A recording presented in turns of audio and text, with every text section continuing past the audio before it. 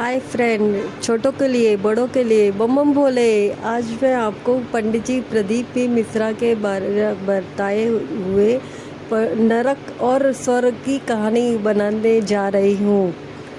कहते हमने कन्यादान कर दिया तो पुण्य मिल गया। कई लोग कह देते हैं हमने भूखे को भोजन करा दिया तो पुण्य मिल गया। हमें पुण्य को समझना है कि पुण्य मिलता किस चीज से।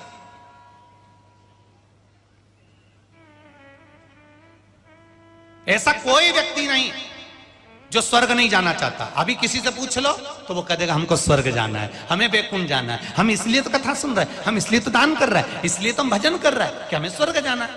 अगर सबकी च्वाइस स्वर्ग है तो नरक कौन जाएगा?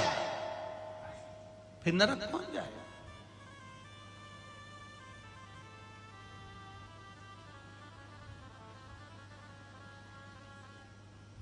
किसी ने हमसे एक बार प्रश्न कर लिया, क्यों महाराज जी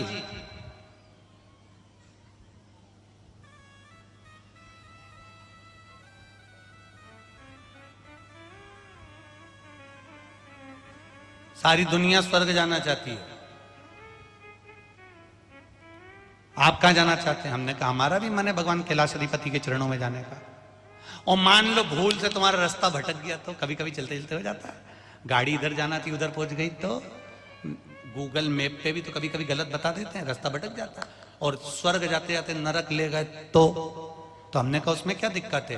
राजा जनक को भी तो ले गए थे, राजा जनक भी तो नरक के रास्ते से गए थे, चले जाएंगे तो उससे होगा क्या? हमने कहा राजा जनक जैसे रास्ते में नरक के गए, उनके शरीर की छूकर हवा चली तो जितने भी नरक में पड़े हुए थे वो सब चिल्लाने लगे, हाहाकार मचाने लगे, सब चिल्लाने लगे। राजा जनक जी ने पूछा हुआ क्या, ये क्यों चिल्ला रहे हैं? सब आपको रोकने का कह रहे हैं। जनक जी ने पूछा क्यों? आपके शरीर से जो हवा निकल कर जा रही है, तरंग निकल कर जा रही है, ये नरक में पड़े हुए जीवों को सुख प्रदान कर रही है, तो उसमें क्या दिक्कत है? जैसे अपन यहां कथा कर रहे हैं, एक आध व्यासपीठ वहां लगा लेंगे और जितने पड़े होंगे सबको सुना देंगे, महादेव जी नंदी लेकर आएंगे, सबको भर के लेके कैलाश चले जाएंगे, खत्म काम। उसमें क्या टेंशन?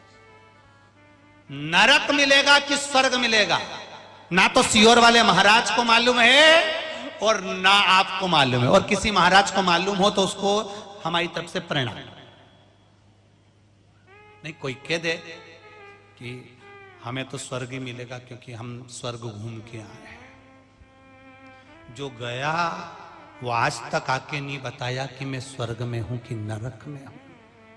हम तो इतना जानते हैं बस यहां पर आपके मुख से श्री शिवाय नमस्तुभ्यम निकल रहा है, राम नाम कृष्ण नाम निकल रहा है, खाने को जोरदार 2 रोटी घी लगा के मिल रही है, भाजी मिल रही है, अच्छे कपड़े पहनने को मिल रहे हैं, खूब आराम से सोने को, शरीर में कोई रोग नहीं बीमारी नहीं, खूब अच्छे से रह रहे हो तो समझ लो तुम स्वर्ग में रह रहे हो, इससे ज्यादा और कुछ नहीं। कैसी रही कथा आप जरूर बताना। मत बुरे कर्म कर बंदे वरना पछताएगा, भगवान की आंखों से तू बच नहीं।